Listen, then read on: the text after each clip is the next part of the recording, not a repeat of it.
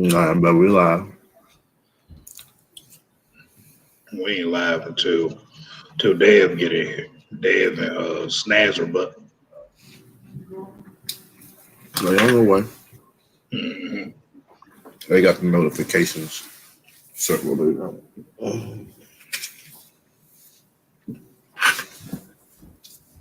And I said, "Where's my phone?"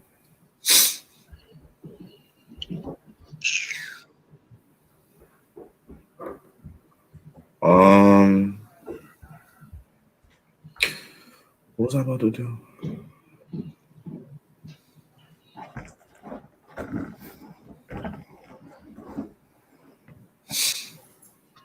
Just give me the light. Just give me the light. We are in good times. Just give me the lights.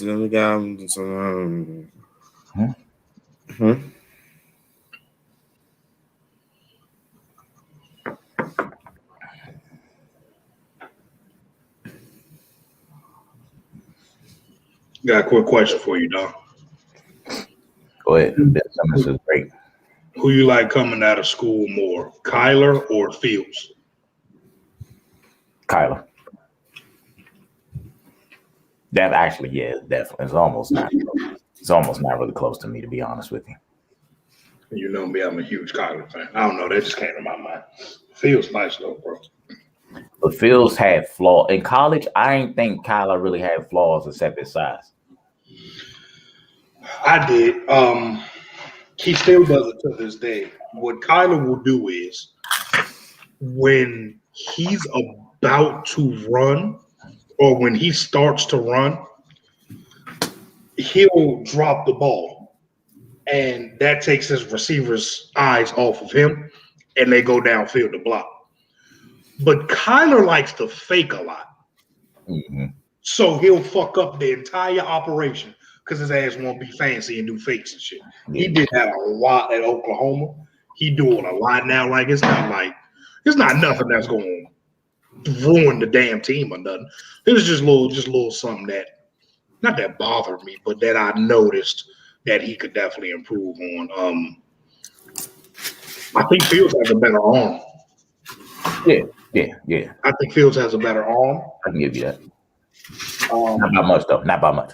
Not by much, but I think he has a stronger arm to the width of the field too. Yeah. I just think he has, of course, like you say, his size.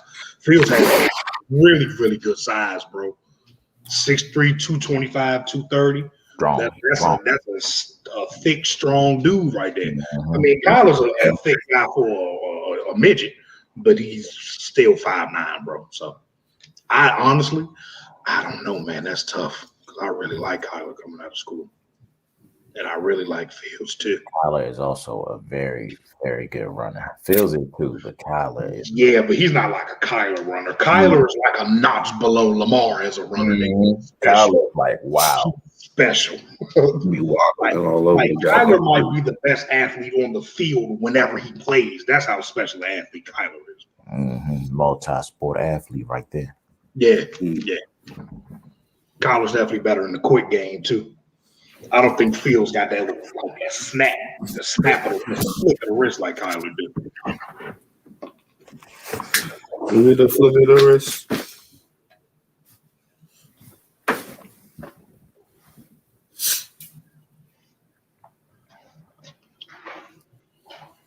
Back. I think it's time to get this show on the road. Is Road on the show? Road on the show, yeah. Mm-hmm. Because I go tick for tack with. Welcome to another episode.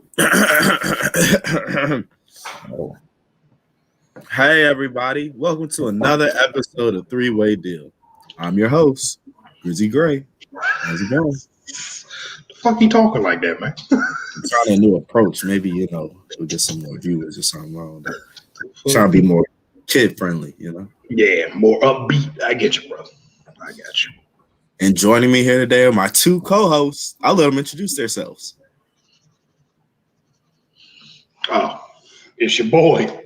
It's your boy, Sadistic Stu. What the hell? It's your boy. I don't know. Shit. It's your boy Stu was good, yeah. Just Don today, man. Just Don. You know, nothing bad, nothing too good. We on the wait list right now. Uh-huh. On the wait list for what? Oh, your mood? Yeah, we on Watson watch. Yeah. Yes, sir. Let's say he on Watson watch. Well, I guess Wait for what? We're seeing what we got. What we gonna do here? Man, I hope y'all clear up all that space and y'all don't get them. But but since we talking about clearing cap and money and things of the NFL schemes, you know what I'm saying? Talking about the financial side of things. First topic of the day, we're just gonna dive like positional value in the NFL. So, how much compared for what Mahomes' contract compared to what Lamar's contract or what Deshaun Watson's contract is going to be. You know what I'm saying? Just and quarterbacks compared to your left tackles and your wide receivers and your running back contracts and stuff like that. We're just gonna dive into just all the positional values in that, and also in the NFL draft and positional values also. So if anybody wants to kick us off, you know what I'm saying? Anything that they want to just get off their chest about these NFL contracts or, draft positions? Yeah, I'll start off, man. Now, to me, positional value matters so much in the draft. Contracts, we can get to that a little later because that's a little bit more delicate because those guys are already proven players and you got to get paid, man. I never be mad at nobody, especially no black man, for getting paid. You know what I'm saying? So positional value for me in the draft is the biggest thing in the first round, bro. It's how you build your team, bro. Like if you have two prospects and let's take Julio Jones, for example, right? Let's take Julio and let's take who's a really good left tackle. Laramie Tunsil. We'll go Julio and Laramie Tunsil. Everybody that's watching this and all three of us know Julio's the better player. Julio's clearly a better player than Tunsil is. But does Julio impact the game by himself more than Laramie Tunsil would? I would argue no. Because positional value. The left tackle and pretty much any position on the offensive line really will usually be more important and more valuable to a team than a wide receiver, a running back, a tight end, a linebacker, a safety, etc. So in the draft, I feel like teams should build from inside out. I mean, that's not always the case. You always don't get – it's not that black and white all the time. But let me get you another example. Quentin Nelson, all-pro guard from the Colts. Probably a top 5 player in the NFL, just period, just a top 5 player in the NFL. You don't draft guards that high because of their value. The only guards you draft that high are the guys that you think that will absolutely impact your culture on your football team, impact the play on the team, the attitude, all that. Now, Big Q is that guy. But let's say you got a guy like Joe Thuney from the Patriots. As good as Joe Thuney is, he might be the best pass blocking guard outside of Quentin Nelson and Zach Martin in the league. He just because he's that good, I don't think I'd take him over an edge rusher early in the draft. Not that early, because the return I'm getting that I possibly could get from an edge rusher is so much more than I could get from Joe Thuney or an all-pro guard. You know what I'm saying? Because most guards aren't Quentin Nelson. They're not instant impact Hall of Fame level players. So that's what you kind of got to look out for in the draft, man. How valuable is this position to your team, to impacting your team, like linebackers and running backs. Y'all know how I feel about drafting running backs in the first round. It is a curse. You shouldn't do it. It's an awful thing to do. Now, that doesn't mean running backs don't matter, because a great running back can take you over the top. But they are so dependent on other things that I don't think they garnered the high-end draft picks. You know what I'm saying? Same thing with linebackers.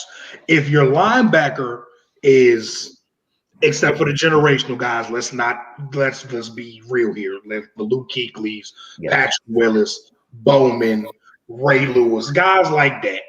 You pick them wherever the fuck they are. You pick them where they are, because those guys are going to go into the Hall of Fame. You know, but your off-ball linebackers, not your edge rushing outside linebackers, off-ball linebackers.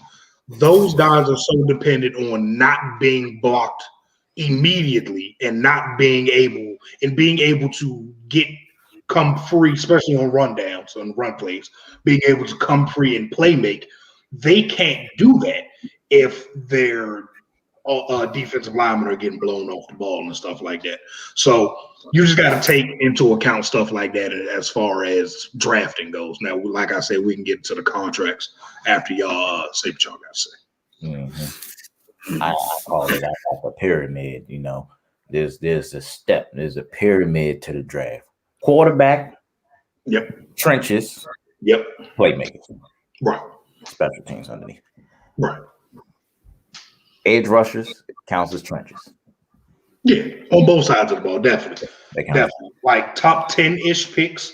Mm-hmm. I'm not going to say they should only be used on quarterbacks, trenches, and I think cornerbacks too. I think of the four most impactful positions on the football field are the passer, the pass blockers, the pass rushers, and the pass defenders. Those are the four most valuable spots on a football field. Now, you could divide those up into positions however you want, but those groups are the four most impactful. You know, I mean, and I don't want to put safeties right into the pass defender thing, even though they defend the pass, obviously. But I'm more so mean cornerbacks, because let's just look over the landscape of the safeties in the NFL today. How many 15 picks? I have a feeling that you're kind of relating this more to the Jamal Adams-esque kind of safety. No. I'm just talking about in general. No. Well, I mean, just because you know about Jamal Adams, that's not that I don't think he's good. Oh no, I'm not saying. Yeah, I'm not saying that he's not a good football player by any stretch. You know, right? Like how you said, like your pass defenders and how you break it up like that, and how you were diving into safeties. You know, Jamal Adams he's a good box safety, but he's not a. I wouldn't say he's not a free safety. He's not a cover guy. That's not to say he can't do that. But what I'm saying is, I don't want to say pass defenders and then be like, okay, well, that makes sense for you to draft. I don't fucking know. John Johnson III. Now, he's really good. John Johnson is a top 5 safety. But I wouldn't take him in the top 10, top 15 area. Probably not, because there's other positions, unless this is a real position of need for me. Like, the draft is not linear, or there's no pattern to how it goes. So like Minka was right outside of the top 10. I think he was 11. Mm-hmm. That is he came in as a safety. That's a safety I'd take in the top 10, because he impacted every position on the field. At Alabama, Minka did everything. Now, he didn't work well with the Dolphins, but that's because the Dolphins, they were bad. They stink. Yeah, they were very, very poorly ran. Very poorly ran at that time. What was that, 2 years ago? They were very, very poorly ran. So I'm not going to put that against Minka, but safeties, I think, would go. I think if I put it like this, they go linebackers to me. I think a safety is kind of fairly easy to get. I don't know. There's a lot of good enough safeties that you could win with. Yeah, but so is there for linebackers. Like the last 2 years, outside of Tampa, the last two teams, well, the 49ers had good linebackers too. But we see the Chiefs. The Chiefs don't have any linebackers, and their defense isn't awful either. Like this year it wasn't. Last year it was spotty. But this year the defense wasn't awful. Off-ball linebackers. I'm talking about your middle linebackers more than likely, to put it in generic terms. Your middle linebackers. I think you can find more of those guys than you can elite safeties. Don't matter if they're primarily box safeties or if they're rangy free safeties or they're safeties that play star, that play nickel, that can play the slot, they can play deep. Those are easier to find. Now, I got another question for you. Who is the best? Who's the worst safety? Or damn, I don't know how to ask this. Ashton Davis, huh? No, shut up, nigga. Who is? Let's see how I can put this. The worst safety in the league. That's what you No, want. not the worst safety in the league. I'm about to say I don't know who that would be. There's a lot of shitty safeties, but like, damn, bro, I don't know how to put it. Okay, who is the best linebacker you take over the worst safety you can find? Like, would you rather have Jamal Adams or Fred Warner? Do I have to play Jamal? I can play Jamal wherever I want it. You can play Jamal wherever your heart sees fit. You can play him wherever you want. I'll take Kendricks over Adams. That's what I'll do. I'll take Kendricks over Adams for sure. You take Kendricks over Jamal Adams. Yeah. Okay. So would you take Fred Warner and Kendricks over Minkah Fitzpatrick? No. Would you take Kendricks and Fred Warner over Tyrann? Nah. Would you take Kendrick and Fred Warner over, let's say, when Derwin was healthy? Would you take them over Derwin? Probably not. No. Yeah. Would you take Kendricks and Fred Warner over Kevin Byard? I might. Would you take him over Justin Simmons? I think I only say my Michael Byard because I don't think he gets enough appreciation or hype around. I don't really like Kevin Byard. I like him, but He a pick machine, man. Right, he's always around the ball. I'm so mad that Titans defense was ass this year because I really enjoy watching him. But I can keep going. Levante David or John Johnson III. You know I hate Levante David. So I mean, yeah, we know. I seen Levante make Kelsey his bitch. I don't know. I'm John Johnson was the engine to the best defense in the league last year, bro. And John Johnson really good. Top Drew Brees and won it. Yeah. My point being, if you think y'all, every time I asked y'all that, y'all hesitated before you gave me the answer. And most of the answers were safeties. I think they're more valuable because at their best, they matter more. Yeah. Yeah. I just think they matter more. Like, okay, let's do another one. Let's go guards and wide receivers again, because I think the value of drafting wide receivers early has gone down so much, especially over the past few years, where we see guys like DK and Chase Claypool and Terry McLaurin and AJ Brown. Would you rather have, let's say, let's go with a big one. Would you rather have Tyreek goddamn Hill or Quentin Nelson? Hey, give me. I want Big Q for one reason. Right. And that's because he gonna watch my left side and my right side at the same time. Nigga, he gonna watch behind you. Ain't nobody behind the quarterback. He gonna make sure ain't nobody behind him. He just smell a free edge rusher coming off the right side. He like, I got it. Just get the pull every time. That's too extreme. We all like Wyatt Teller. Wyatt Teller or AJ Brown. Who would you rather have on your football team? Teller? Right. Okay. Yeah. Correct? Teller. Okay. Here's another one. Big Mekhi Becton tackles. That's easy. That's too easy. I'd rather have the tackle all the time. Yeah. But let's say Joel Bentonio. Damn, we using a lot of Browns. But Joel Bentonio or... If you pick Terry, I'm picking Terry. No, I'm not going to pick Terry. I'm not going to pick Terry because I'd pick Joel over him. That's too easy for me. Yeah, it is. Joel or let's say Corey Davis or somebody like Kenny Golladay. Oh, Joel. No. Over Kenny Golladay. Give me Joel. Right. But the casual fan will take the wide receiver because the impact plays, the big plays. But the value of what Joe Bentonio does cannot be replaced as easily as Kenny Golladay can. Kenny Golladay went out last year, and Marvin Jones just did the same shit he was going to do anyway. Now, Kenny Golladay is really good, but the value of what Kenny Golladay does not match the value of what an offensive lineman would do. So in the draft, I think you should think about that as well. That's the main point. You know, I got a question for y'all right quick. Part of this whole situation. Age plays a big role into this conversation also, right? Y'all would say not contracts, yes. In the draft, probably not unless you got an old nigga like Brandon Wheaton. Like Calvin Ridley, huh? Yeah, hey man. Well, I was just talking about just for like, let's just say we had like a random draft, like everybody was a free agent, like a man start fresh. Yeah, just start fresh. And you know, age comes into play at that point, right? Oh yes, we're talking about positional values and stuff like that. So when's you guys is like, I guess, mark where you're like,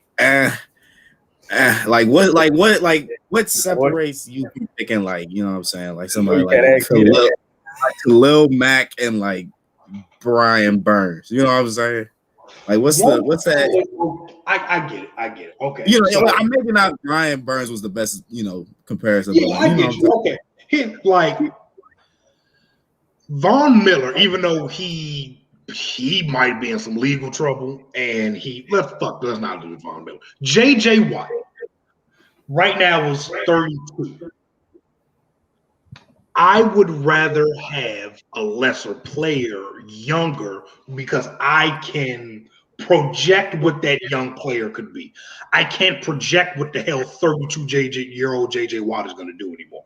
Now, he's done everything in the past, and that's cool, but and like you said, if this is a draft type of thing, I would look forward more so in the age department. Like, if you made me choose between Fletcher Cox and Quinnen Williams, I think Fletcher Cox probably is the better player, like right now. Right. But next year, he probably won't be. Quinnen Williams is that goddamn good. Or somebody like you said, Brian Burns. Let's say Von Miller, like you said, Von Miller. I would probably take the knowing that I get 6-7 more years of Brian Burns before he turns 31 than me putting $17 million aside for 2 years to get 31-year-old JJ Watt. You know what I'm saying? With a lot of wear and tear on his body. It's not like JJ Watt. Von Miller's never been hurt or anything like that. So age would definitely come into it. But if he's 30 or younger, oh man, please. Like your boy, Chase. If you told me I could get 3 more years of prime Aaron Donald, or I can get 10 more years of Chase Young, I'm taking Aaron Donald every single goddamn time, because I know Aaron Donald is going to need 4 grown men to block him every single play, and Aaron Donald is going to give me 15.5 sacks every single season. I do not know that about Chase yet. Now, we can project how good Chase is going to be because we've seen him play, but I don't know how good Chase is yet. That's it. Yeah, you know, for me, once you turn 25, it's like, all right, man. This nigga, bro. I got to look at it. That nigga look at Shaq Barrett and like, God, that's a senior citizen. Getting up there, bro. 27 years old, nigga. Because for me, usually athletes, like their prime, it's like around that 26 to 30 range. It is. So I'd probably extend it like 27 to 32 usually, something like that. Yeah. Quarterbacks, you can sometimes up it to about 35 if you really want to.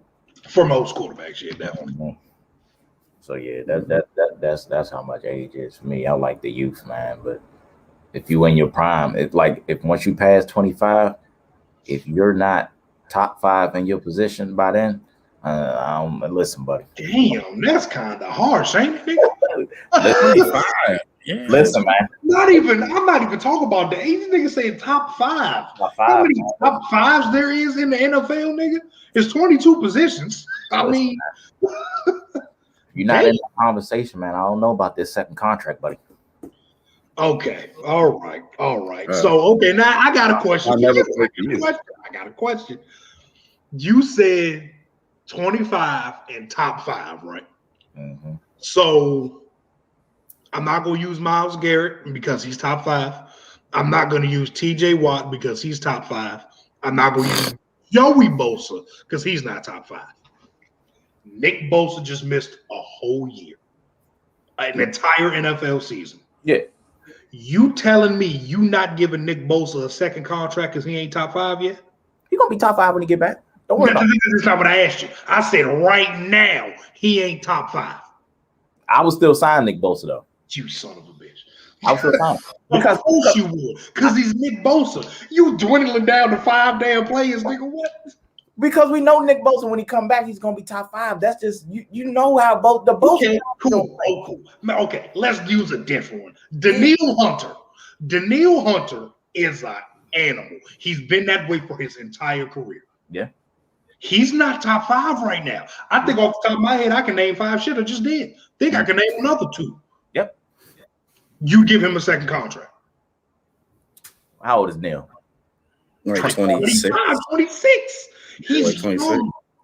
About 27. Y'all lying. Hold on. No, go look. Man, 1 year off. He be all right. Yeah, and even if, bro, 26 and 27, bro, that's another 4 years of his prime. He 26. Okay. He's 26 years old. You telling me you looking at him like the nigga got gray hair? That man is built like a Greek god. Bro, are you kidding me? But the thing is with them, the fact that they're coming off injuries, Mm-hmm. you got to kind of wing that one. He was top 5 before the injury. Will he Right. same after? That's pretty much an investment thing. Do you believe? I believe personally in this guy. Can he get back to that? If you think it's kind of like have you shown me before that you can be a top 5 guy? Yeah. Now, I think Danielle has the potential to, but I also think there's probably 7 or 8 guys that are probably better than him and can reach that level that's close to him. That's all or I'm better than him. But Don, you acting like niggas like that grow on trees, son. That's what I'm getting at. They don't just grow on trees. Now, Brian Burns is a Panther. You're not his hugest supporter because you say he missed sacks and he is skinny as hell. Skinny ass edge rusher. Boy, he's small as shit. But like Brian Burns would get a second contract from me immediately.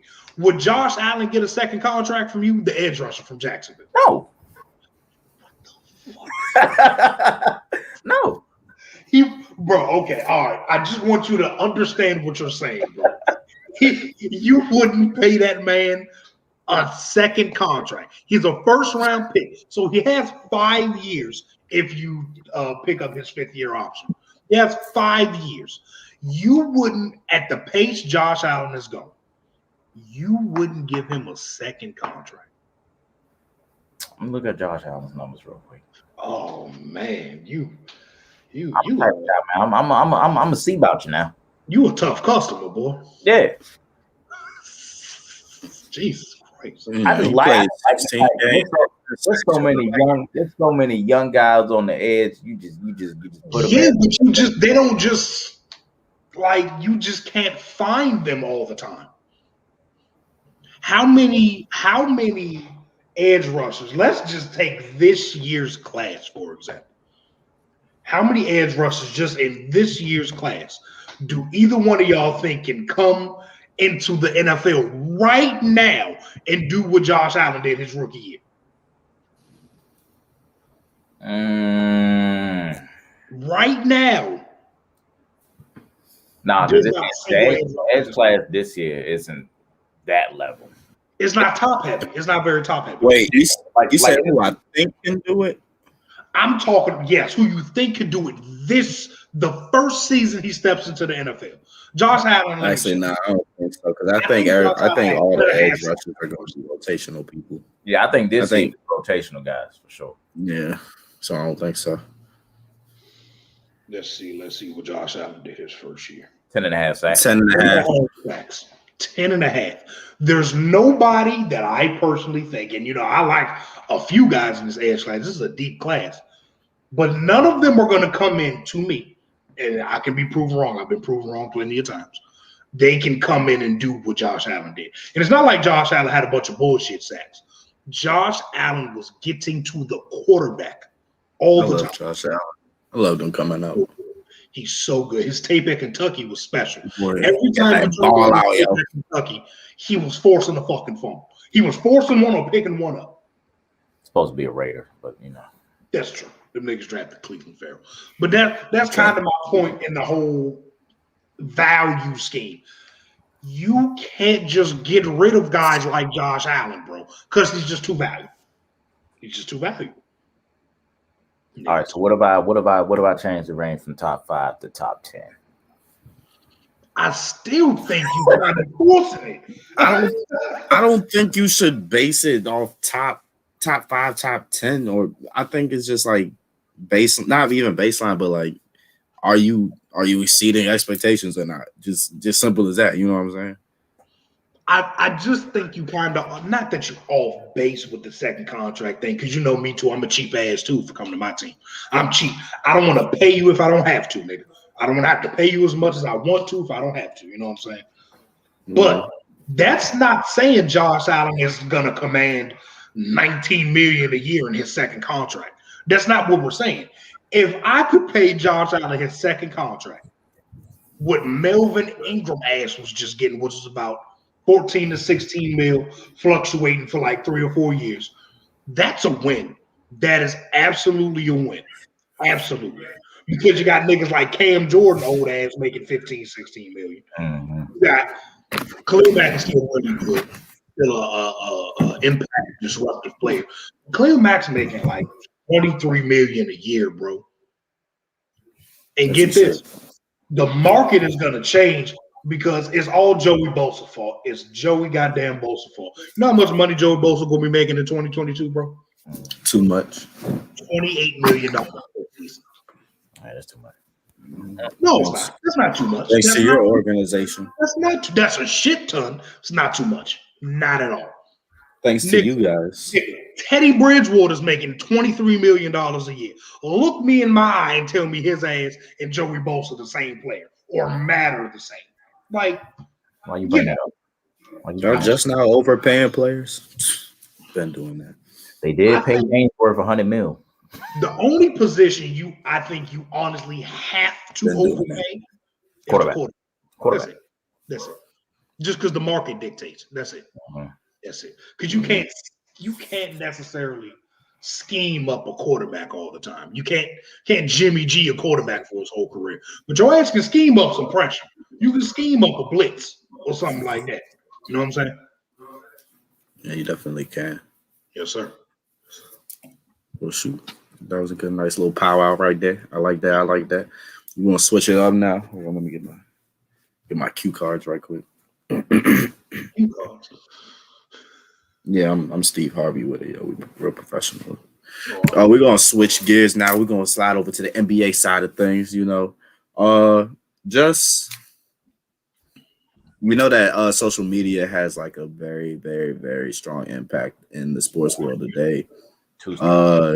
Is not only just the outlet of like of somebody's emotions or thoughts or anything. It's not just that. It's not just for your own personal use, but it's also for other people's like means of living and their job and stuff like that. So just diving into just the impatience with young NBA players and just the media, social media that revolves around it, some false portrayals of things, you know what I'm saying? Just how basically social media impacts young NBA players and just how it's different from maybe 5 years ago, 10 years ago to what it is now. You go ahead and take this one, though. I think social media now with the NBA is huge because, to be honest with you, recency bias is a hell of a drug. And people are sometimes overrating these players or rating these players way too far, and they ain't even reached close to 25 yet. Also, I also believe that Twitter chooses the MVP of the league most of the time, more than actual players and shit. So like social media in the NBA, it has its goods, but a lot of times it's really destructive. It's really destructive. It's destructive to fan bases. Sometimes the players, they're young guys, they go on social media and see that it could destruct their growth. Shit, They 20 all years old. Of course they are. Yeah, you seeing all the fans saying trade you some ass. You haven't done none yet. Why are you not averaging 30 at 19 years old? Like, like that stuff kills you, bro. Like, seriously. Yeah, bro. Social media, not just social media, but Main Street NBA media and social media, as a collective group, we have gotten so impatient with young players that it makes me sick. So impatient, bro. Let's all remember this shit. Let's all remember. 2 years ago, James Wiseman, Anthony Edwards, and LaMelo Ball went to high school fucking prom. Let's remember that. They were in the prom 2 years ago, nigga. Them niggas went to algebra 2 years ago. They was doing fucking trigonometry and shit 2 years ago. Now, 2 years past, we expect them to be automatically, as soon as they reach the NBA, elite players that don't make mistakes, that don't miss shots, that don't just make mental young nigga mistakes. And it frustrates the hell out of me, bro. It really frustrates the shit out of me. And like, you can't have a bad game as a youngin' anymore, bro. You just can't. You're going to get smoked. Like you sent it to the group chat earlier, G. Anthony Edwards, we've all seen Anthony Edwards dunk yesterday. We all saw it. He baptized the man. It was one of the best dunks I've seen in a while. It was fantastic. I saw minimum of 3. I don't want to play the race card. But I seen 3 white men, 3 white niggas talk about some. Oh, well, he was 0 of 7 from 3. Yeah. Oh, he was 1 of 8 from the field. Who gives a fuck? We can't celebrate a dunk without this man getting slander from him missing some threes. Anthony Edwards don't turn 20 for some months. Anthony Edwards can't even go to the Rose Bowl, son. Anthony Edwards can't get no liquor. Like, what are we doing? What are we doing, bro? Anthony Edwards just got a driver's license 2 years ago. Bro, he can't even get a hotel by himself yet. Like, he is a child, bro. And we are, as a group, I'm not going to say I haven't done it because I be hard on rookies too, but I've learned to dial myself back. We give them such high expectations, and I think a part of it is when we do player comparisons and stuff like that. Yep. A lot of people comparing LaMelo Ball to Penny Hardaway. Why the fuck would you do that to an 18-year-old? Like, bro, we got to stop doing that, bro. The expectations, we expect these guys, they're early draft picks. They are, again, there's 18, 19, 20-year-old people that have just, except for Melo been had money. But for the most part, these niggas is broke. They were broke before they got here. So now you're putting a whole bunch of money into young niggas' hands. You got these insane expectations for them, like they can't go through growing pains or anything like that. It kills me, bro, because we watch the superstars in the NBA have to fix things, have to do better off the court, have to do better on court. But God forbid Anthony Edwards missed 6 threes in the game. Then we called his ass out. He averages 14 points a game on the worst team in the league that has about 8 guards that all play minutes, bro. The fact that we do not allow these guys to grow, it honestly, it stunts their growth because, like Don said, again, they're 19 years old. Them niggas are on Twitter just like how we are. Just like how we are. If any three, I'm going to say it shit for me at least. If I'm 19 and I'm a hooper and I'm in the NBA, I'm searching my name on Twitter after every game. Every game. What niggas talking about? Niggas saw me cross, bro. All that shit. Because I'm 19 years old, and that's just what I've been brought up on. Anthony Edwards, and this is ridiculous. He was born in 2001 or 2002. All these niggas know is social media, bro. That's all they know. So you give them a lot of money, you give them a lot of expectations, but you don't give them any room to grow as a person or as a player. And that stunts growth, bro. It really does. It really does. And they be blowing the shit out of me, bro. Because fuck it, I'm gonna play the race card. We don't do this for white boys, bro. We don't do it. We do not do this for white hoopers. We don't. Nobody, and Denny is my guy. I think Denny's really good. Nobody outside of the Washington Wizards fan base has said anything about Denny all season. Nobody. Nobody said shit about Denny. Because we stink and he don't get enough minutes. Timberwolves, nigga, they stink. But think about it. Every time a white person got drafted, expectations automatically at the floor because you know all the time. Yeah. Lauri Markkanen. All right, who's this? Is a good player, but Lauri has some flaws that remind me of Andrea Bargnani. Now he's better than Bargnani was, of course. But my God, I don't hear anybody talking about Lauri Markkanen and how he be stinking it the fuck up. I never hear that. But God forbid James Wiseman miss a layup on the fast break. That shit is on Twitter. We're going to see that shit on the hoop highlights. All that shit, bro. So, again, I don't want to play the race card with it, bro. But that's just how it is, bro. We are giving these young black men such high expectations. And when they miss the mark the first time, we quick to jump on their ass. Quick. Now, some of it comes with the territory because they're high draft picks and all. Like, I wouldn't expect who's a white boy in the NBA that be hooping.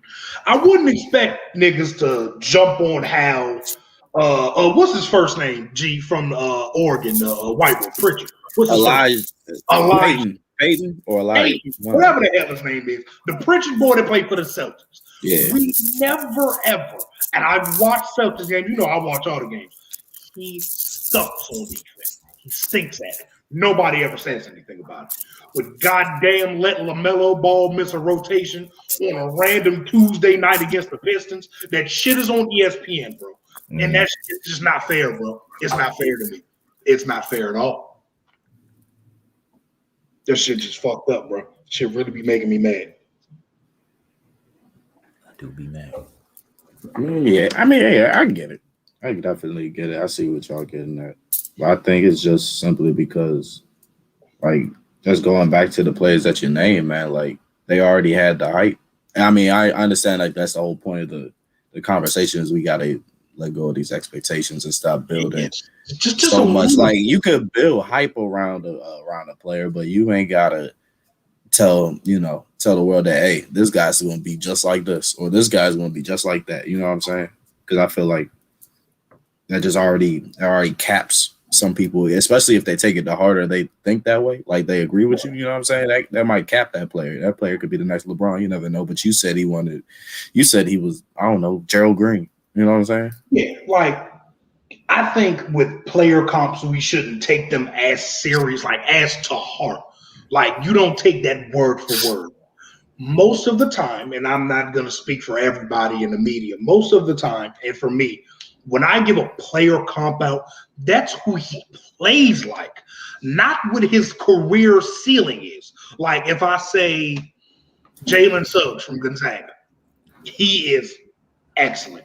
I think he can challenge Cade for the first pick in the draft. He reminds me of Darren Williams. Now, when I say that, niggas gonna be like, "Oh, well, Darren Williams, you gotta be Darren Williams. You gotta drop 50. 5 or 6 good years, bro. So you saying he gonna stink after 6 years? No, dumbass. I said he plays like him. That has nothing to do with how his career is gonna go. That's all I be saying. And people take that to heart, especially in football. But we're gonna stay on topic for basketball. They do it all the time. All the time. I seen niggas calling James Wiseman, David Robinson. Yep. Why do you do that? They gave that to Aiden too. Hall of Fame comparisons, bro. Yeah. Like, come on, bro. Now you expecting a nigga to take it 98 feet or 94 feet, dribble between the legs and dunk, and then be the best defender on the team when he's 19 years old. You know, my favorite comment. Oh my God! Every once in a while we get he's the next LeBron, and then years go by. This nigga's not in the league no more, and we still got LeBron, bro. It happens. We did it. We did it with. They did it with Zion. We did it with Zion to an extent because I think people realize that they're not the same type of player. They saw the force. You know what I'm saying? Yeah, they saw the sheer physical prowess of Zion. It was like, damn. That looks like LeBron. But LeBron came into the league at 235. LeBron wasn't built like that. LeBron's jersey was big as fuck on him. You can't even put a big jersey on Zion. Ain't no jersey too big for that nigga. You can't even do that to Zion.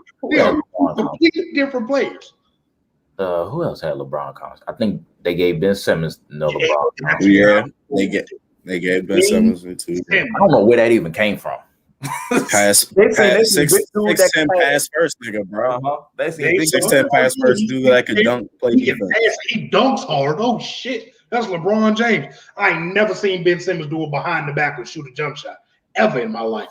And they say, yeah, that's LeBron right there. That's definitely LeBron. They did it with they kind of did it with Iggy too. They kind of did it with Andre Iguodala. They called him Baby Bron. Did it with Eric Bledsoe. They called him Baby Bron. Anybody that's stocky and strong and go to the rim and dunk on niggas and can pass a little bit, they're like, oh shit, that look like LeBron James.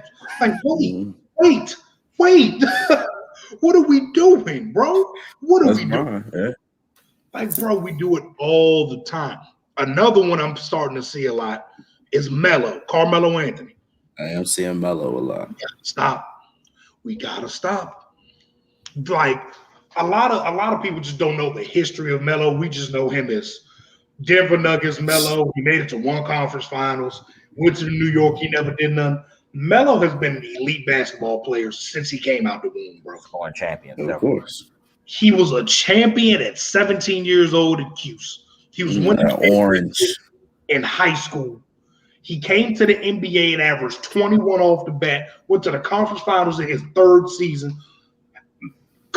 Saying Jason Tatum is Carmelo Anthony is an insult to Carmelo Anthony, bro. Like, I'm guilty of this shit too.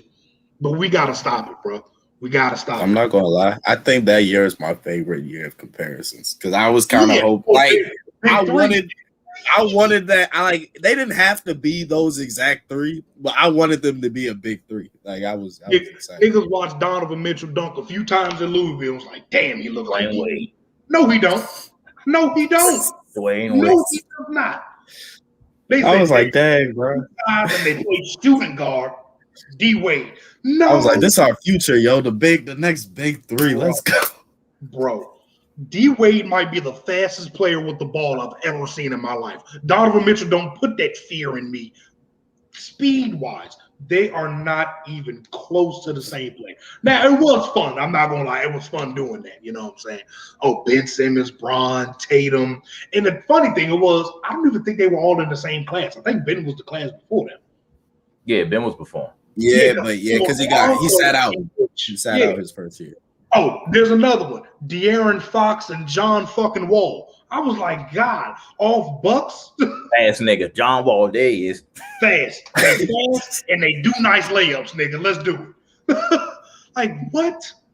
They did it with Ja. Oh, he's D Rose. He's D Rose. I'm like, he's jumping high. He's got to be D Rose. Yeah, he jumps really high and he can't land. He don't know how to land. It's like, bro, that shit. Oh man, that shit used to grind my goddamn gears, boy. That shit pissed me off. It's good stuff, man. That's good stuff. Right there. 2017, yeah, it was 2017. I got a question for both of y'all regarding that. Regarding those comparisons. Obviously not Ben Simmons because he's not going to be anywhere close to LeBron James. Obviously, I don't think so. But for the D Mitch and Tatum comparisons, you know, the Melo and D Wade, do you think that they could reach both of their levels of greatness respectively? Not that, you know, they don't have to be D Wade and Melo, you know what I'm saying? But D Mitch, I think so. D Mitch, I think no. I think in the grand scheme of things, we really underrate Dwayne Wade. Yeah. I think D. Mitchell's really good though. Like he's one of my favorite players to watch. I love Donovan Mitchell, bro. But we forget D. Wade won the finals at 21. He led it like his second year in the league or third year in the league. D. Wade carried the team to the finals. D. Wade averaged 34 points a game in the finals. Like we gotta calm down just a little bit on that D. Wade comparison. And that was cool. Like the early 2000s, the Western Conference was jumping. Like that was all competition over there. Bro. Yeah. Melo had no chance in that conference. Back when Phoenix was good, yeah. Mm-hmm. Well, there was a point in history in the Western Conference in the mid 2000s where if you didn't win 50 games, you weren't sniffing the playoffs. There was teams that won 50 games that never made the playoffs, bro.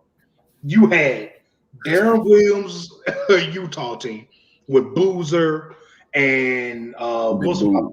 They had Millsap. Paul Millsap. They had Karolinko and shit. Karolinko, Mehmet, a bunch of really good guys on that team. You had the 7 seconds or less Suns with Stevie and Amari and those guys, and Joe Johnson for a quick second. You had Portland. You had Portland with Rasheed and Pippen and those guys. Early 2000s. Of course, you had the Kobe Shaq Lakers and then the Kobe Powell Lakers. The Clippers were pretty good with Corey Maggette and Ricky Davis. Shit, the Grizzlies, nigga. The grit and grind Grizzlies, the goddamn Spurs, nigga. Everybody in the West was the Timberwolves probably had the worst roster in the West for a few years. And Kevin Garnett, Latrell. And they had Kevin Garnett on that team. Still winning 50. The whole MVP of the league, nigga. Whole MVP of the damn NBA. Whole MVP of the NBA, bro. Like, come on, son. The entire the Mavericks. Dirk was averaging 30 on niggas, and they was like, fuck it, Kobe and Powell win the shit anyway. Dirk Nowitzki. Dirk and Steve Nash was on the team together, son. Are you kidding me? Like, that's how good the Western Conference was. And for people to use it against Melo, that, oh, well, he didn't win a championship. There's only one champion every damn year anyway. You know, there's only one champion. Now, if you're comparing Melo to his peers, like, you comparing him to Kobe, D. Wade, bro. Of course he's gonna fall off short resume wise, but Melo's a Hall of Famer, no doubt. Yeah. For sure. Shit, I know we missing some teams in that Western Conference too. It was Lakers, Spurs, Warriors, Grizzlies. Them early Warriors that knocked the first seed out. You talking about Monte and them, yeah. Yo, Baron Davis, Andre Biedrins. I think Gilbert Arenas was on the bench for them damn teams. Bomb. They beat Dirk. Dirk won 66 games, and the first team he saw beat him. Like, bro, that conference was an absolute bloodbath all the time. The Kings, we forgetting about the Kings, nigga. The Kings was good. Doug Christie. Doug Christie, one of the greatest shooters ever. Peja, Vlade Divac. They had guys on that team, man. The West was about 12 deep full of teams that can win 50 games. D-Wade beat the best. He beat the best. Beat them, bro, in the finals. Like, come on, bro. So we just got to pipe it down with the comparisons and just a little bit, bro. Like, I wouldn't say we had to pipe down with the comparisons, but when we're going to do the comparisons, we need to clarify that we mean play style. Not career trajectory. It's different. Good talk. That's good stuff right there. We're going to head into our last segment, our last portion of the podcast here. We're going to rank these QBs as prospects right here. Oh, yeah. Now, I don't know if y'all seen the list yet, but you're going to see it now.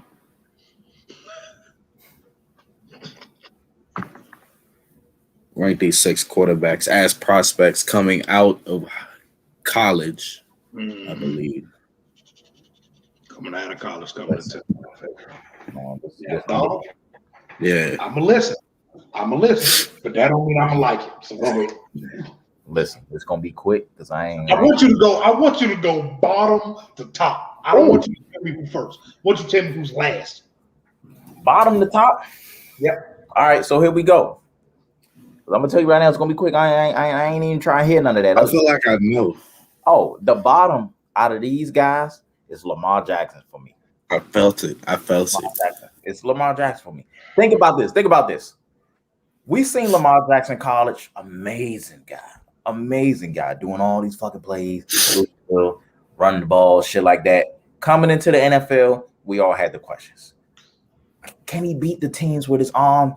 I don't know. We had doubts. I don't think he should have slipped all the way to goddamn 32. But I had questions about it. And in the league, it's still kind of a thing. Nobody's seen Lamar being an MVP this early. Nobody's seen that shit coming. Coming into the league, nobody's like, that's an MVP right there. I can't name someone who said that. I come on now. But you know what? I had him at the bottom. You know, just coming out of college. It was like a good athlete. I want to see what he can do besides that, because some defenses are going to learn to shut that running shit down. Then he got to make the passes. So he was at the bottom for me because I didn't think he could make the passes really. Right. Okay. After that, going up to Josh Allen. Huge. You know me, I'm the biggest Josh Allen fan. Yeah. Biggest. I seen his pro day, fell in love. Big ass arm, he throwing 80-yard passes. But when I look at the tape, he's throwing dumbass picks. Like, I get it. He's playing in Wyoming. Ain't no talent around. But you shouldn't be throwing dumbass picks like that. Some throws were just stupid. But I seen the talent. He didn't have the mindset, but I saw the talent. I was like, he's going to be good. He wasn't taking his mental reps, bro. Nah. I knew it was going to take a good coach to build him up. And McDermott's been doing that. He surely been doing that. Yeah, shout out to McDermott and Daboll. They've been doing that thing. After Allen, you got I'm gonna put Mahomes. Right. I'm putting Mahomes right there because we didn't expect Mahomes to be Mahomes like that. Things I knew about Mahomes, it's like, oh, okay, chubby guy, run a little bit, huge arm. Played at Texas Tech. All they do is throw the ball. I can't even we expected that. So I was like, all right, big arm guy, so he's gonna skyrocket up just because his arm. I don't really know what he's gonna do. I don't know. That's kind of tested out to see thing. We ain't expect him to be the Mahomes he is now. Number 3, Justin Herbert. Justin Herbert. Now, Justin Herbert, I love Josh Allen. I love Justin Herbert. Big arm, can run, smart. Justin Herbert's not like Allen, though. He's smart. He's really smart. Only issue is, for some reason, he wanted to stay in school. I get it. I kind of hated it because I felt like he was going to be the first quarterback taken regardless. A lot of people thought that. So, it's just like when you stay and nobody see improvement, they automatically think, oh man, he fell off. When the whole time Herbert's really good. He just kept being good. You know, you ain't see no big Heisman, Peyton Manning year or something like that, but you just saw Herbert being good. And the fact that he was at Oregon throwing screens at 10 p.m. It was, you know, I get he come on at 11:30.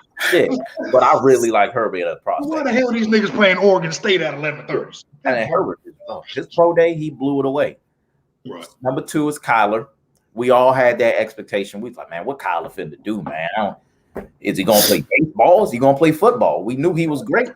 We just wanted to see what he do. Pro day hit around. We like, man, this nigga is amazing. So that was a no-brainer for Kyler. Everybody knew it was a matter of what sport you finna play. Mm-hmm. Number 1 is Deshaun Watson. Now, I don't understand how the hell these guys get ahead of Deshaun Watson. How do you win a national championship? Do nothing but greatness. You beat Alabama. You do nothing but greatness your whole college career, and niggas like Mitch Trubisky is getting picked in front of you. A nigga that played 1 year at UNC. Your conference that you ran. For being hella average. Average as shit at UNC. I don't understand. No, I'm talking about at UNC. I saw no flaws with Deshaun Watson. The stuff I seen him do in college, He's doing the same stuff in NFL. It just comes easy to him. He's really good. How the hell did we let them get ahead of him? Like, I just don't get it. I don't fucking know, yo. This is a travesty that did happen. I didn't see it with Mitch Trubisky, bro. I tried to talk myself into him once he got to the league, especially after he went to the playoffs with the Bears. I was like, okay, he can move. The thing about he's a game manager. That's what he is. Yeah, that's the thing. He's a game manager. Trubisky passed the eye test. Big, strong. Okay, he's making hard throws. Simple, but it's a simple system. He looks like a pro-ready quarterback, but it's not the system. It's like Rosen. Oh man, he looks amazing in this shit. He's making all the right throws. It's the system. You put him where he got to improvise, he's gonna shit himself like he has been in Chicago. Yeah. That's just what happens. Whew, that was funny. That was a good one. Okay. So I'll go from bottom to top as well. My last was Josh Allen. And Wyoming, there was some throws he was making that wowed the shit out of me. Like, he would throw a 60-yard bomb on a rope perfectly in between three defenders. Cross his body. The next 4 plays would be he threw a screen into somebody's ankle. He threw it at the referee. The ball landed in the 6th row. He threw a jump ball to a fullback and shit. I'd be like, dog, there was too many plays on his tape that I was like, this could be a disaster. Like, everything you're doing absolutely lose you football games every time you do that shit. Now, Josh Allen just didn't. It's not that he couldn't make the throws or he couldn't make the reads. Like you said, Josh Allen just played like an asshole all the time. He just played like, you know what? Fuck it. I go to Wyoming. What's the worst ball? I call it hero ball. He just heaving shit, trying to do something. Heaves. I'm like, oh my God, this nigga running around in the backfield and spraying the ball all over the field all inaccurately. I was not a huge fan of Josh Allen on his tape. I did like his pro day because, like you, Don, I love a nigga with a massive arm. I love it. I love a guy that can stretch the field like that. But he's clearly last for me. He made his tape ain't moved me. I'll say that. He was, if I was grading him, he'd probably have a C for me. C or a D plus. Because it was so many turnover worthy plays that it just made me fucking sick.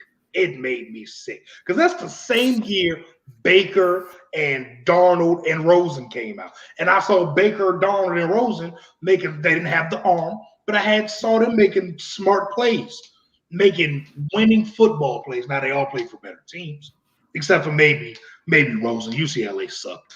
But I just didn't see it with him, bro. I didn't. So Josh Allen is last. The next is Justin Herbert. Y'all both know I wasn't high on Herbert coming out of Oregon. I talked myself into it later. Well, Don mostly talked me into it. But in college, bro, I think he started all 4 years at Oregon. I didn't see anything special. I saw Ryan Tannehill at Oregon. That's who I saw. I was like, okay, big guy that can move, hella strong arm, smart guy. But when he would come off his first read, it was like he had the monkey with the whatchamacallits in his damn head. He was fucking all over the place. He was jittery, feet was moving all fucked up. That's because Oregon. And I learned that was just Oregon. That was just Oregon. I read a stat when he got drafted. 35% of Oregon's offense came within 5 yards of the line of scrimmage. Told you. Bro, that's awful. But to his college tape, that's all I saw. That's all I had to go off of. Yeah. That's all I had to go off of. So I saw the deep ball accuracy. Cool. The middle of the field accuracy still to this day is spotty because I think he tries to Herbert, just like Josh Allen, they throw fastballs. He tried baseball it in there. Dog. Herbert tries to rip off a nigga's fingers every time he throws the ball. He had put in that window. He still has to. The windows be big as shit. You throwing to Keenan Allen, nigga. He's always open. So he still rockets the ball in there when he doesn't have to. But that was littered on his tape in college. So Herbert didn't move me either. So I thought thought his ceiling was Tannehill. You know, he's going to be a lot better than Tannehill. Obviously, I don't have to talk about how much I love Justin Herbert. I already have, but Very disrespectful. Yeah, I was definitely wrong on that. The next one to me was Mahomes. And I really like Mahomes coming out of school as a college quarterback. Mm-hmm. But he had a lot of his plays were backyard ass plays. Like when he played LSU, he had a few plays where he just did the same shit he was doing in the Super Bowl, he was doing at Texas Tech, the exact same shit. Swirling out of tackles, doing all big wild shit, and throwing the ball sideways 89 yards down the field. He was doing that all the time at Texas Tech. Now, Texas Tech ran the air raid, and a lot of people don't understand the air raid. They just think it's, you pass a lot. Now, it is, but with air raid concepts on offense, they run a lot of option or depth routes. Yep. So Mahomes in college wasn't a progression kind of guy. If he didn't stare his receiver down, he had no fucking clue where he was going to be at, because that's just how the air raid offense is.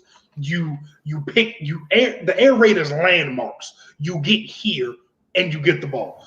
There's not a lot of anticipatory throws that you can make with the air raid. So you didn't see that in this tape. I didn't put that as a negative, but it's something you have to put in there. You don't know if he can make those reads. Everything else was damn near perfect, except for so everything was damn near perfect outside of the scramble drill shit. But that's not his fault. I just think that wasn't sustainable in the NFL.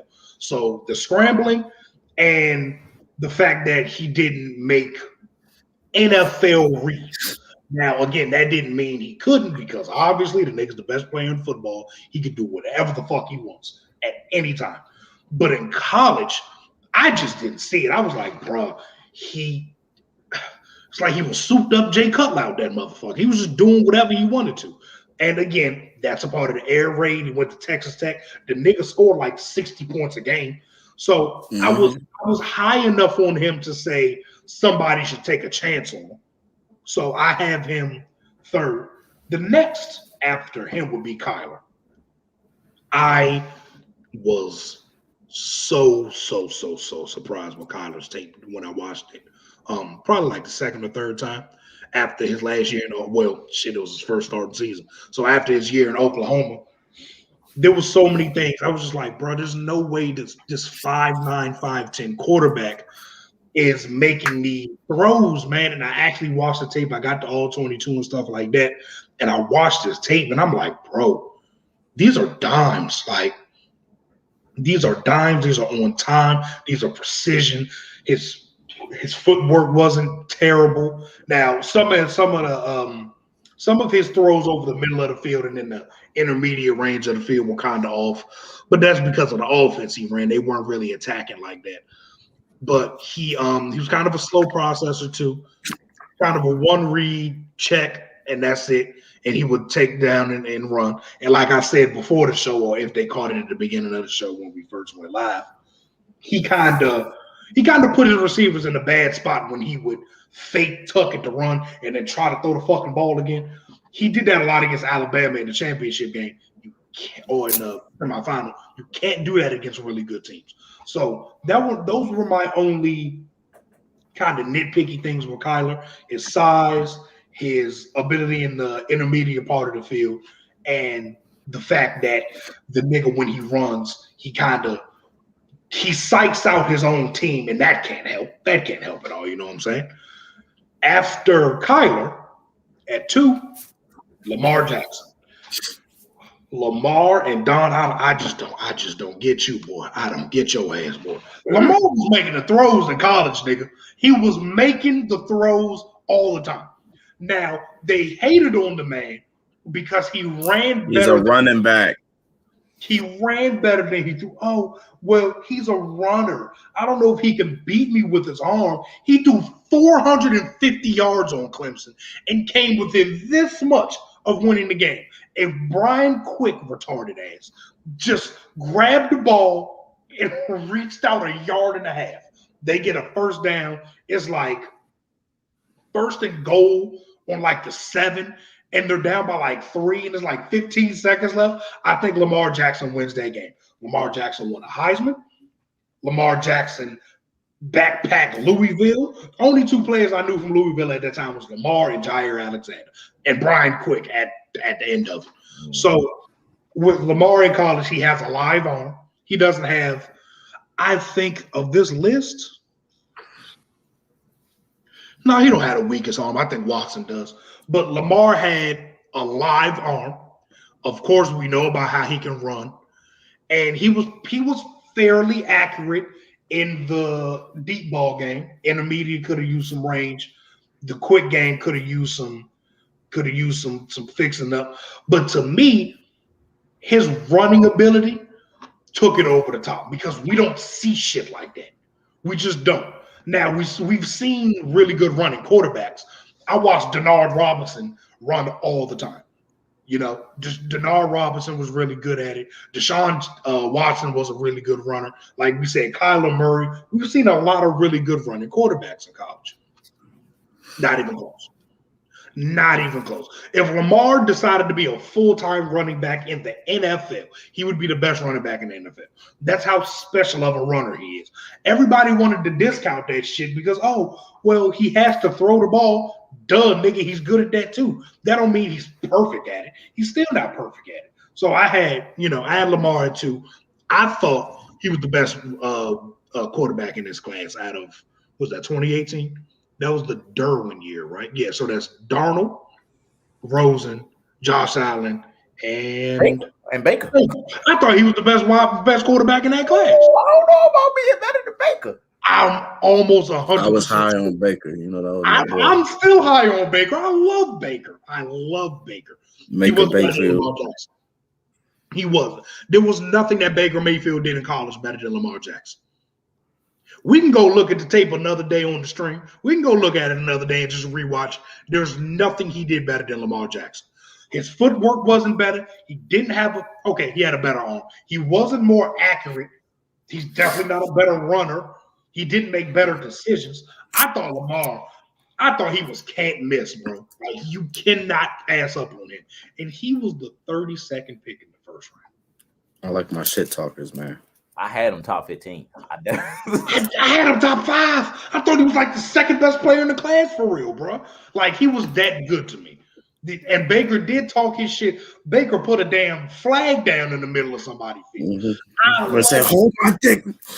I love shit like that, bro. I love it. But the same shit we get on Kyler about how he's small.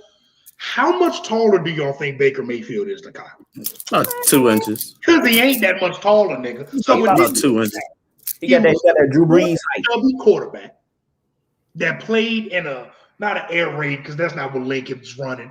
Lincoln, I really like Lincoln Riley, but he played in a very open, quarterback-friendly system, just like how Kyler did. So I thought Lamar was a lot better than the rest of the class. At first, me and Don agree on that. Deshaun Watson. I saw him go toe-to-toe with Alabama twice. I've seen him beat Alabama. I've seen him come from behind in championship games, ACC championship games, college football conference finals, semifinals. Outplay competition, all that. When he faced Lamar, he did 5 touchdowns, dog. I've seen it. I've seen it all, bro. I've seen it all. Mm-hmm. I saw that he was accurate down the field. Now, the one knock on Watson for me coming out, he didn't have a great arm. He still doesn't have a great arm, but his arm is good enough. It's good enough. I'll say that. He didn't have an arm like any of these guys on this list. But I think out of all of them, I think he was probably the most, I don't want to say he's more efficient runner than Lamar, because he's not. but I think he was a really efficient runner, just like how Kyler and Lamar were. Yeah. I think he was the most accurate coming out of college. I think he was the best leader coming out of college. He had the best resume for sure. Yep. He beat Alabama. What the hell else? Alabama didn't won 3 out of the last 4 championships at that point. He beat Alabama, and like you said, 5 touchdowns on Bama, bro. Like, nobody does that. There's a small list of quarterbacks who have ever dominated a Nick Saban-led team. Can y'all name some of those quarterbacks? Cam Newton, 1. Deshaun Watson, Deshaun Watson. Trevor Lawrence. Trevor Lawrence. Yeah, I'm pretty sure y'all lost to somebody from Ole Miss.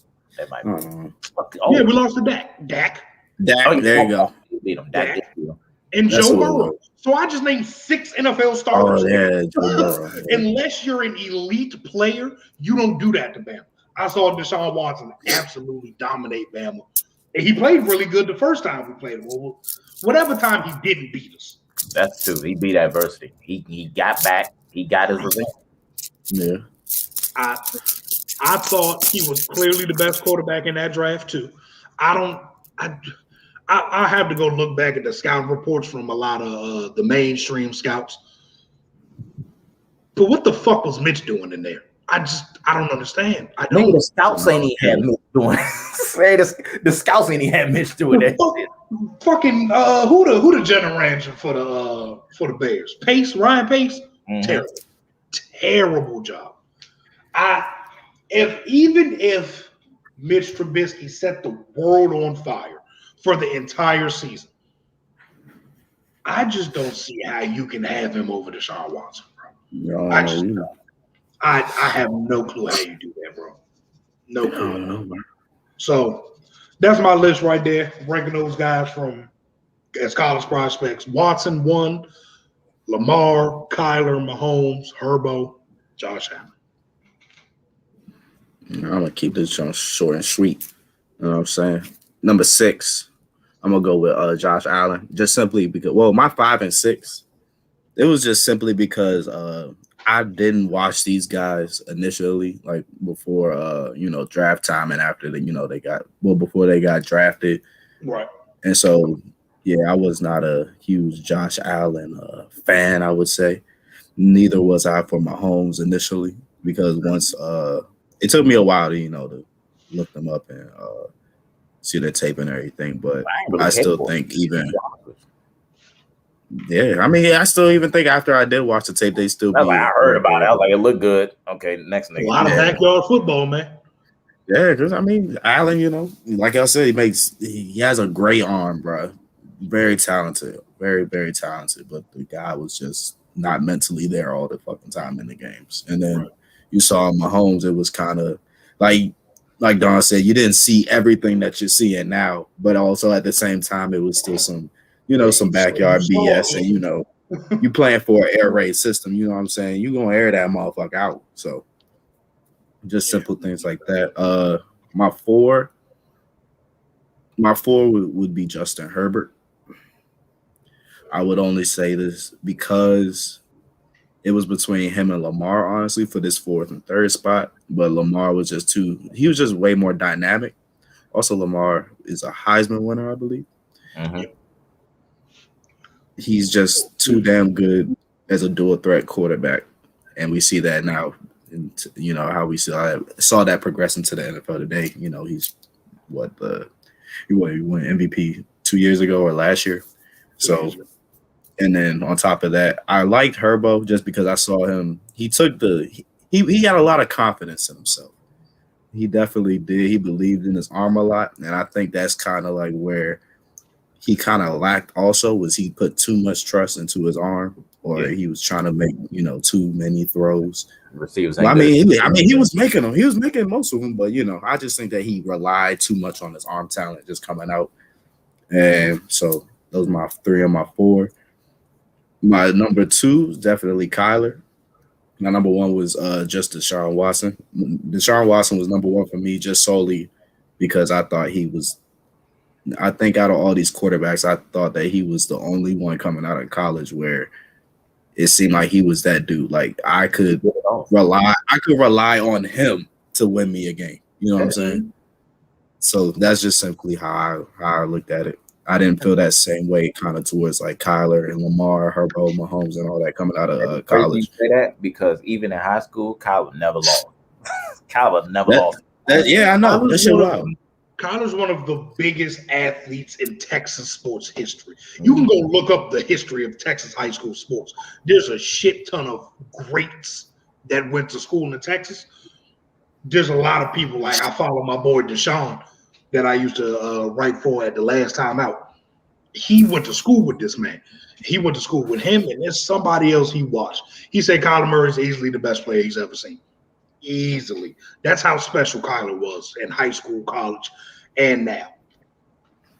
How fucked up is this thing, though? That's me right there. You Google Maryland. Excuse me. We listening. Go ahead.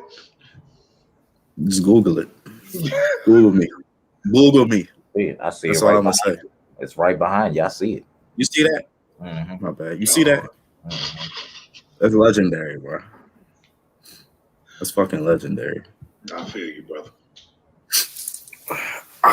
Well, that wraps up another episode of the Three-Way Deal. I'm your host of this Three-Way Deal, Grizzly Gray. Yeah. Signing off. It's been a pleasure. Tune in next Monday, 7:00, same time. Yeah. Please leave your comments, likes, subscribe. What else do YouTubers say at the end of their Jones, bro? Something. Is that what we are now? Are we YouTubers now? Well, I mean, it's on our YouTube page. So, Oh, God. Man, I don't want to call myself a YouTuber, though. all right, you want to be a streamer, yo? A Yeah. StreamYarder? Yeah, he's a blogger. Blogger? Sound like a white man. The hell? Or be writing blogs? The hell? I ain't writing shit, son. Come on now. Full on blogger. Uh, No.